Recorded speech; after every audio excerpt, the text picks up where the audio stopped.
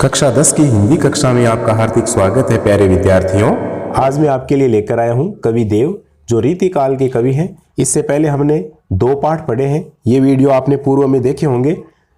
कवि सूरदास और तुलसीदास ये भक्ति काल के कवि हैं। सूरदास जी कृष्ण भक्ति शाखा के और तुलसीदास जी राम भक्ति शाखा के कवि रहे हैं। इसका मैंने विस्तार से उन वीडियो में परिचय दिया है।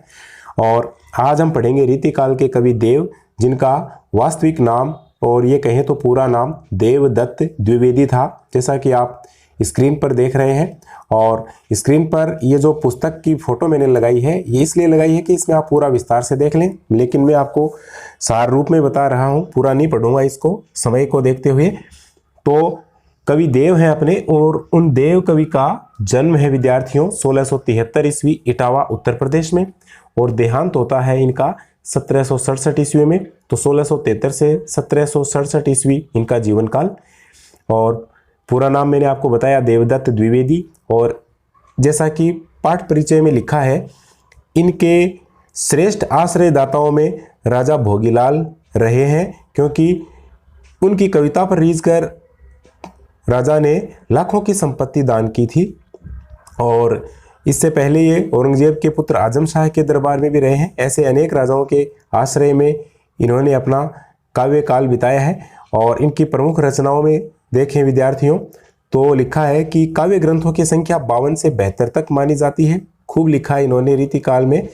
और प्रमुख रचनाएं हैं, ये परीक्षा में पूछी जा सकती हैं। रस विलास, भाव विलास, काव्य रसायन और भवानी विलास, ये देव के प्रमुख ग्रंथ। और ये रीतिकालीन कविता का संबंध दरबारों आश्रयदाताओं से होता था, और इस कारण उसमें दरबारी संस्कृति का चित्रण इस काव्य में अधिक हुआ है। तो देव के काव्य में भी ये सब मिलता है। तो मैं बताऊं कि देव की काव्यगत विशेषताओं में हम सार रूप में लिखें तो भाव पक्ष के रूप में लिखें। तो देखिए विद्यार्थियों, इनके काव्य की विशेषता थी कि दरबारी संस्कृति का प्रभाव, प्रेम व सौंदर्य का चित्रण, सामंती वैभव व प्रकृति का चित्रण। और कला पक्ष की ओर दृष्टि डालें तो इनकी कविताओं में हमें अलंकारिकता और श्रृंगारिकता दिखाई देती है। चित्रात्मकता युक्त शैली का इन्होंने प्रयोग किया है, और ब्रज भाषा में इन्होंने काव्य रचना की है। और साथ ही साथ छंदों की दृष्टि से देखें तो देव की कविता है वह कवित और सवैया छंद में लिखी गई है। पहले बता दूं कि कवित छंद और सवैया छंद दोनों ही वर्णिक छंद है, क्योंकि इनमें वर्णों की संख्या गिनी जाती है, मात्राओं की नहीं। मात्राओं की गिनी जाती तो ये मात्रिक छंद होते।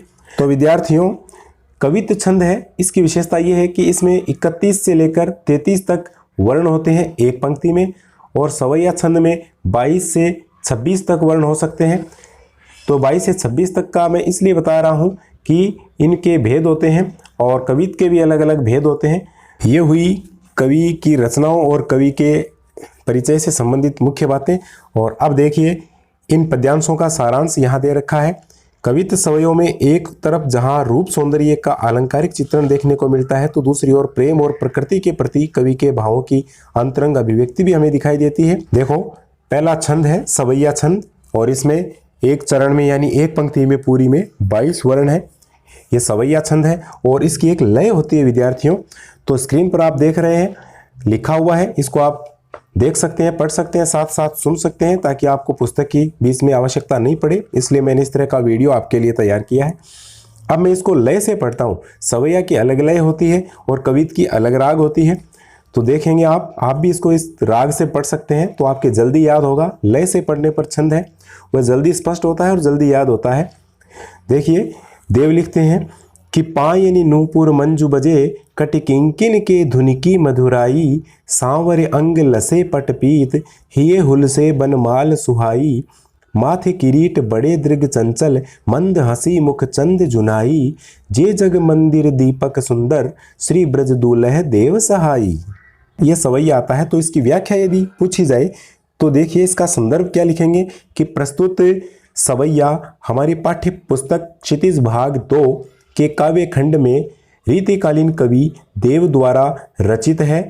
ये हो गया इसका संदर्भ। और प्रसंग लिखेंगे कि यहाँ कवि देव ने श्री कृष्ण के सुंदर रूप का वर्णन किया है।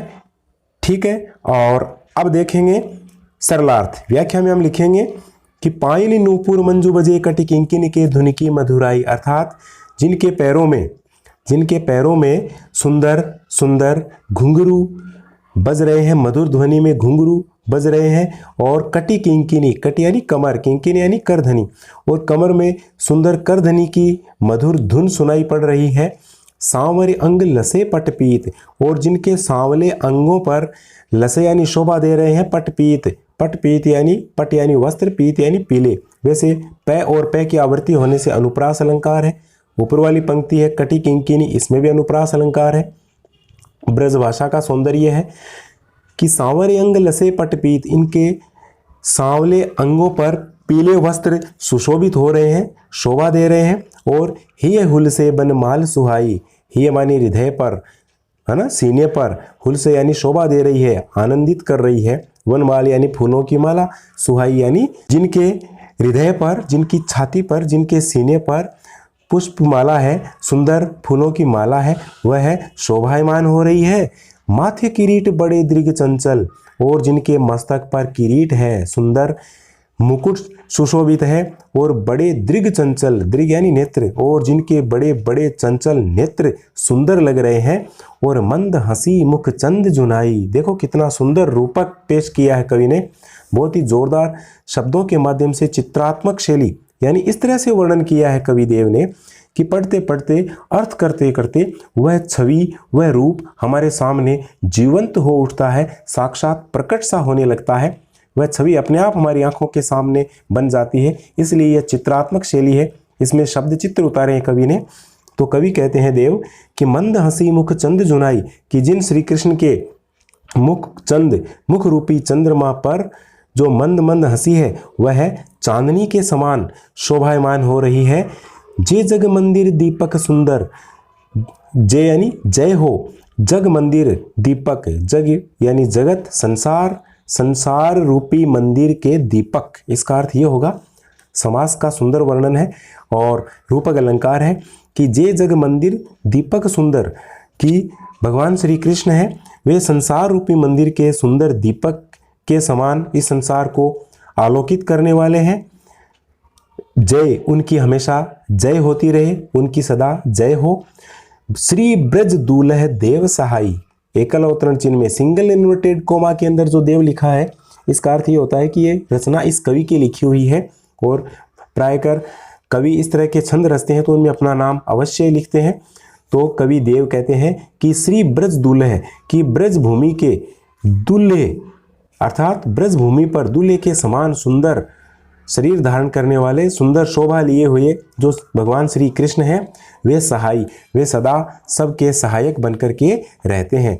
इस तरह से कवि ने भगवान श्री कृष्ण के, अपने इष्ट देव के सुंदर रूप सौंदर्य का वर्णन किया है। इसमें ब्रज भाषा है, रूपक अलंकार है, अनुप्रास अलंकार है, और प्यारे विद्यार्थियों इसमें माधुर्य गुण की अभिव्यक्ति हुई है।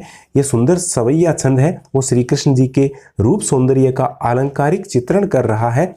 ठीक है, ये विशेष में यही लिख सकते हैं हम, जो बातें अभी मैंने बताई कि ब्रज भाषा में सवैया छंद सुंदर रूप में प्रकट हुआ है, लिखा गया है।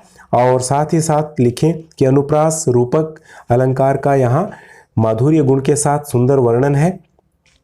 ठीक है, अब लेते हैं हम क्रम संख्या 2 पर कवित है अपना। देखो कवित की भी एक अलग लय होती है विद्यार्थियों। पहले मैं इसका वाचन करता हूँ, पढ़ता हूँ, आप सुने। और सवैया से इसकी लय अलग है क्योंकि इसमें अलग वर्ण है और इसमें वर्णों की संख्या है वो 31 है। तो देखो, डार द्रुम पलना बिछोना नव पल्लव के, सुमन झिंगुला सोहे तन छवि भारी दे, पवन झुलावे के की कीर बतरावे देव, कोकिल हलावे हुल सावे कर तारी दे, पूरित पराग सो उतारो करे राइनोन, कंज कली नायिका लतान सिर सारी दे, मदन महीप जुको बालक बसंत ताही, प्रातः ही जगावत गुलाब चटकारी दे। अच्छा लगा ना ये? इसी तरह से आप भी इसको पढ़ करके इसका आनंद ले सकते हैं, क्योंकि पढ़ाई कभी भी टेंशन में नहीं होनी चाहिए, दबाव में नहीं होनी चाहिए। आनंद से अध्ययन हो तो उसका रसास्वादन अलग होता है और वह एक तरह से अपनी हॉबी बन जाती है। हम खेल खेल में पढ़ते हैं, आनंद से पढ़िए, रुचि लीजिए, इसमें रस है। ये हिंदी भाषा है। तो यहाँ कवि ने सुंदर वसंत ऋतु का वर्णन किया है। तो विद्यार्थियों इसका संदर्भ होगा कि प्रस्तुत कवित्व हमारी पाठ्य पुस्तक क्षितिज भाग 2 में रीतिकालीन कवि देव द्वारा विरचित है। और प्रसंग में लिखेंगे, यहाँ कवि ने वसंत ऋतु के सौंदर्य का वर्णन करते हुए उसे एक छोटे शिशु के रूप में वर्णित किया है। फिर हम सरलार्थ में आगे इसका सरलार्थ लिखेंगे, व्याख्या करेंगे। कवि देव यहाँ वसंत ऋतु को राजा कामदेव के छोटे बालक के रूप में वर्णित करते हुए बतलाते हैं, कहते हैं कि डार द्रुम पलना, कि वसंत रूपी उस बालक के लिए पेड़ों की डाली है, वे पलना है, पालना है। बिछोना नव पल्लव के, और वृक्षों के नए नए पत्ते हैं, वे उस वसंत रूपी बालक का सुंदर बिछोना है, कोमल शैया है। सुमन झिंगुला सोहे तन छवि भारी दे, वसंत रूपी बालक के सुमन झिंगुला, पुष्पों का झिंगुला है, सुंदर झबला है। अनेकानेक रंगों वाले सुंदर सुंदर जो पुष्प खिले हैं वे उस वसंत रूपी बालक का झबला है, और उसके शरीर पर काफी शोभा दे रहा है, बहुत सुंदर लग रहा है। पवन झुलावे के की कीर बतरावे देव, कवि देव कहते हैं कि पवन उसे झुला झुला रही है। देखो, मानवीकरण भी है और सुंदर रूपक भी है। और रूपक ही नहीं है विद्यार्थियों, इसमें जब हर वस्तु को अलग अलग रूपक के रूप में उपस्थित करके पूरी घटना का चित्र उपस्थित किया जाता है तो वहाँ विद्यार्थियों सांग रूपक अलंकार होता है। अंगों सहित रूपक यहाँ उपस्थित है। हर वस्तु को अलग अलग रूप में दर्शा करके पूरी कथा का वर्णन किया गया है, पूरी घटना का चित्रण किया गया है। तो कवि इस घटना को जीवंत बना रहे हैं कि किस तरह से वसंत रूपी बालक है वह आनंदित होकर के सो रहा है और उसे कौन झुला रहा है, किस तरह से झुला रहा है। प्रकृति की हर वस्तु को कवि ने जीवंत बना दिया है। देखो, पवन झुलावे, कि पवन उसे झूला झुला रही है, जैसे बच्चे को कोई औरत झुलाती है, उसकी माँ झुलाती है, वैसे पवन झुला रही है। केकी कीर बतरावे देव, कवि देव कहते हैं कि केकी और कीर, केकी यानी मोर और कीर यानी तोता, कि मोर और तोते मधुर आवाज में आवाज करते हैं वसंत ऋतु में, तो ऐसा लगता है जैसे वे उससे वसंत रूपी बालक से बातें कर रहे हैं। और कोकिल हलावे हुलसावे कर तारी दे, और कोयल है वह मधुर मधुर कर तारी, मधुर मधुर ताली बजा करके उसे सुलाने का प्रयास कर रही है। कोयल की आवाज़ है वह उस बच्चे के लिए, वसंत रूपी बालक के लिए मधुर करतल ध्वनि का काम कर रही है।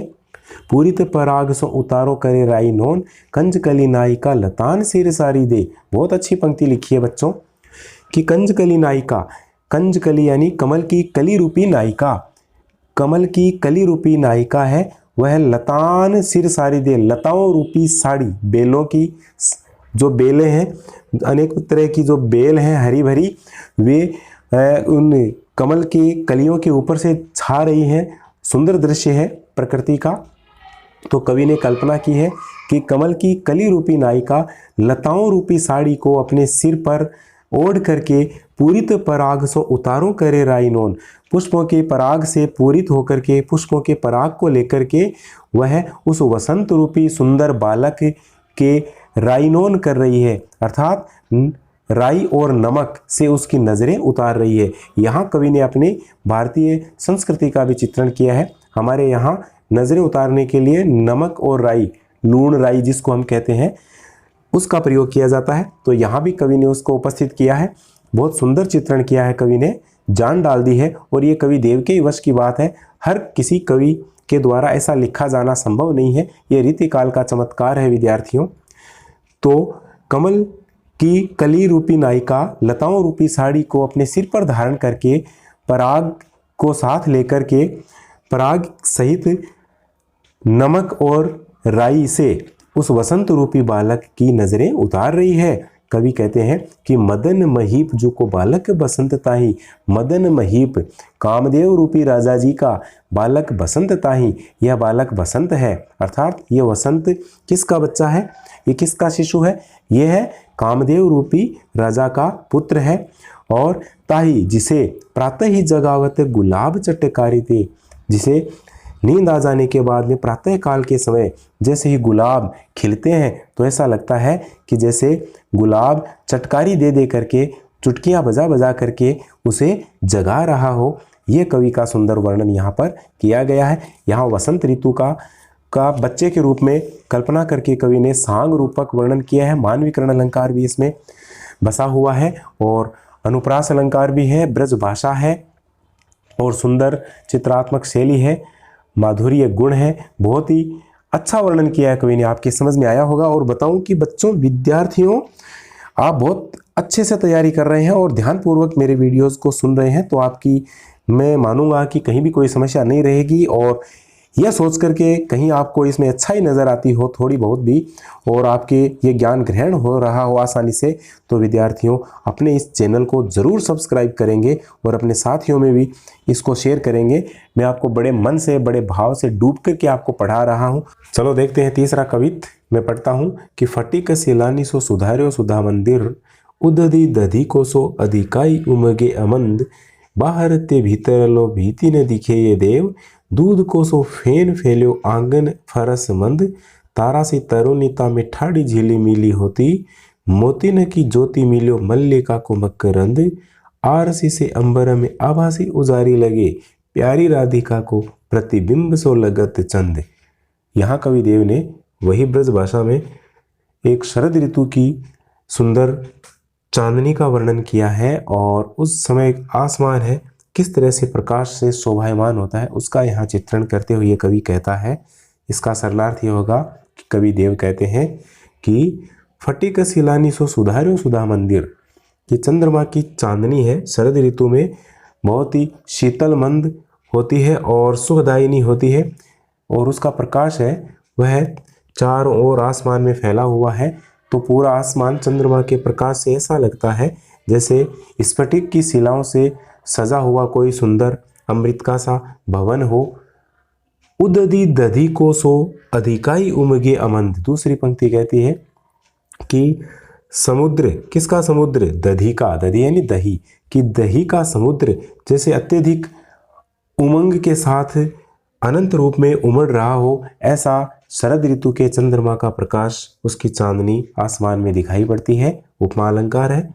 बाहर ते भीतर लो भीति ने दिखे ये देव। कवि कहते हैं कि बाहर से भीतर तक कोई भीति, भीति का अर्थ होता है दीवार, कोई भी दीवार इस चंद्रमा की चांदनी में आसमान में कहीं भी नजर नहीं आती है, क्योंकि जैसे ही चांदनी है वह पूरे आसमान में, पूरी प्रकृति में फैलती है, तो दूर तक धरती से आसमान तक पूरा नज़ारा ज्यों का त्यों दिखाई देता है, बीच में कहीं भी दीवार नजर नहीं आती है, पारदर्शिता बनी रहती है। दूध को सो फेन फैल्यो आंगन फरस मंद। कवि देव कहते हैं कि दूध के झाग की तरह है उस भवन में, उस आसमान के भवन में पूरी तरह से ऐसा लगता है जैसे एक फर्श फैला हुआ, एक ऐसा फर्श लगा हुआ है जिसमें चारों ओर क्या हो, पूरी तरह से दूध के झाग की तरह है, श्वेत आभा है वह मौजूद हो रही हो, फैल रही हो। तारा सी तरुणिता में ठाड़ी झील मिली होती। कवि कहते हैं कि तारे हैं वे तरुणी के रूप में, एक युवती के रूप में, जो युवती कोई चमकदार कपड़े पहने हुए झिलमिला रही हो, वैसे तारों की टिमटिमाहट उस रात्रि में चंद्रमा की चांदनी में झिलमिलाती नजर आती है, सुंदर नजर आती है। मोती न की ज्योति मिलियो मल्लिका को मकरंद। मल्लिका जो फूल है उसके जो उसका जो मकरंद है यानी पराग है वह है मोती न की ज्योति मिलियो, मोती की ज्योति में मिला हुआ सा नजर आता है, अर्थात मोती है उसकी सी चमक चारों ओर मल्लिका के फूलों में, उसके पराग में नजर आती है। आरसी से अंबर में आभासी उजारी लगे, प्यारी राधिका को प्रतिबिंब सो लगत चंद। कवि इस प्राकृतिक सौंदर्य का चित्रण करते हुए कहता है कि आरसी से अंबर में, कि पूरा आसमान चंद्रमा के प्रकाश से आरसी जैसा लगता है, आरसी यानी शीश दर्पण के जैसा लगता है, और आरसी जैसे इस आकाश में, दर्पण जैसे इस सुंदर आकाश में आभासी उजारी लगे, प्यारी राधिका को प्रतिबिंब सो लगत चंद। वह रात्रि की आभा है, वह इस तरह से उजियारी लगती है जैसे मानो प्यारी राधिका को प्रतिबिंब सो लगत चंद, कि जैसे चंद्रमा है वह भी ऐसा लगता है कि जैसे प्यारी राधिका है उसके मुँह का कोई प्रतिबिंब हो, अर्थात उसके मुँह की कोई परछाई हो, तो चंद्रमा भी वैसा लगता है। तो यहाँ कवि ने थोड़ा सा परंपरा का उल्लंघन किया है कि उपमा दी है। उपमेय और उपमान दो चीज़ें होती हैं उपमा अलंकार में, कि जिसको उपमा दी जाए वह तो क्या होता है, उपमेय होता है, और जिसकी उपमा दी जाए वह उपमान होता है। तो विद्यार्थियों, यहाँ राधिका के मुख को चंद्रमा की उपमा दी जानी चाहिए थी, लेकिन यहाँ चंद्रमा कैसा लग रहा है, राधिका के मुंह की परछाई के जैसा लग रहा है। तो थोड़ा सा अतिरेक कर दिया है ना, उपमेय और उपमान को विपरीत बता करके क्या कर दिया है, थोड़ा सा हीनता ला दी है। तो यहाँ विद्यार्थियों व्यतिरेक अलंकार की स्पष्टता नजर आती है। तो इस प्रकार से यहाँ उपमा अलंकार है, रूपक है, और व्यतिरेक अलंकार का प्रयोग हुआ है, वही ब्रज भाषा है। और रात्रि में, शरद ऋतु की रात्रि में चंद्रमा की चांदनी है वो आसमान में कैसे नजर आती है, किस तरह से चारों ओर श्वेत आभा फैल जाती है, और राधा, ये चंद्रमा है वैसा लगता है जैसे राधा के मुंह की परछाई हो। तो यहाँ कवि ने अपनी इष्ट देव राधा कृष्ण का भी यहाँ वर्णन किया है। तो ये प्राकृतिक सौंदर्य का चित्रण है, रात्रि के सौंदर्य का चित्रण है। तो इस तरह से ये तीनों कविता यहाँ पर सरल हो जाते हैं। तो आशा करता हूँ कि वीडियो आपको अच्छा लगा होगा, और इन सवैया और कवित्व में से जो जो MCQ बनते हैं वे नेक्स्ट वीडियो में आप देखेंगे। इससे पहले आप चैनल को सब्सक्राइब अवश्य कर लें और अपने साथियों में शेयर करें। कमेंट बॉक्स में अपने कमेंट भी लिखते रहें तथा साथ ही अपने अध्ययन को जारी रखें। समस्त शुभकामनाओं से फिर मिलते हैं अगले वीडियो में MCQ के साथ। धन्यवाद। जय भारत, जय हिंद।